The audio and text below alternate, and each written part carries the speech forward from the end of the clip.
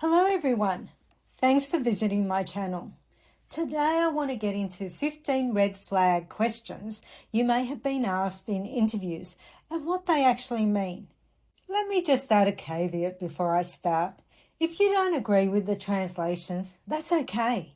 I don't take myself too seriously. Go get a coffee, sit back, feet up and have a little giggle. As AAs, we know interviews can be tricky, but some questions, they're not just bad, they're giant red flags. Today we're breaking down those interview questions executive assistants get asked and what they could mean.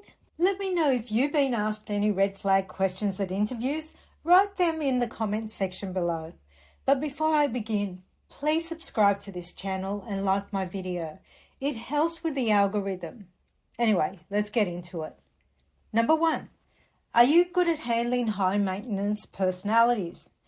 Translation, your boss is a nightmare and we need someone to tape the abuse. Number 2, can you read minds? Because my last assistant always knew what I needed before I asked. Translation, expects zero communication, constant frustration and impossible expectations. Number 3, how do you handle criticism? Translation, you'll be blamed for everything, even things that aren't your fault. Number 4, we're looking for someone who is like family. Does that sound good to you? Translation, we expect you to work overtime for free and blur all professional boundaries. As a side note, please remember your work colleagues are not your family. You may be lucky enough to make some friends, but I have had so-called friends at work throw me under a bus to save themselves. Metaphorically speaking, of course.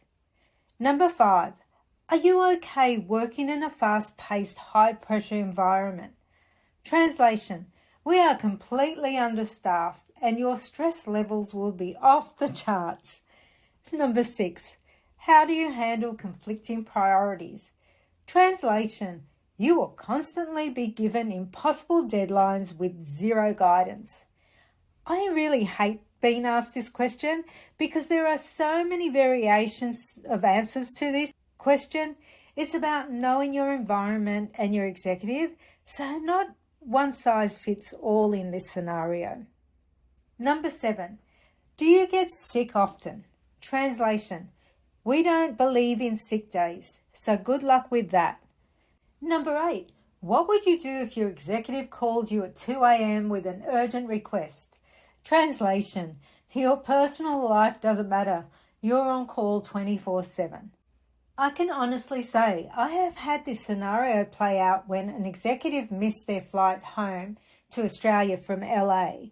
It was just after midnight and she wanted me to fix it instead of going to the airline counter at the airport and sorting it out with them. Number 9, would you describe yourself as someone who never says no? Translation, boundaries. What boundaries? You have none. Number 10, can you stay calm under extreme pressure and tight deadlines? Translation, every day here feels like a fire alarm is going off. Number 11, are you comfortable with a little bit of chaos? Translation, this office is always a mess and you will never have a moment of peace. Number 12, how do you feel about working for someone who doesn't like to use email or calendar? Translation, your executive is completely disorganized and fixing their chaos is now your problem. Number 13, we're looking for someone who will go above and beyond. What does that mean to you? Translation, expect to be overworked and underpaid while we frame it as a passion for the job. Number 14, how do you feel about surprises? Translation, you will constantly be blindsided by last-minute emergencies. Number 15, can you handle a strong personality? Translation, your boss is rude, condescending, and has no self-awareness. Look, I know that the EA role consists of a lot of the above scenarios. However, we need to set boundaries early and push back on some things. Otherwise, we are going to face burnout. When you encounter such red flags during an interview, it is important to trust your instincts. Questions regarding your level of obedience or tolerance for disorganized environments are not just inappropriate, they are warning signs. You are meant to be a strategic partner, not merely an assistant fulfilling every request without question and being used and abused. Well, that's it. I would like to remind you that my book, The Executive Assistant Toolbox, is available on Amazon. Grab a copy today. It really is a great resource. Thanks for watching. Please subscribe and like the video.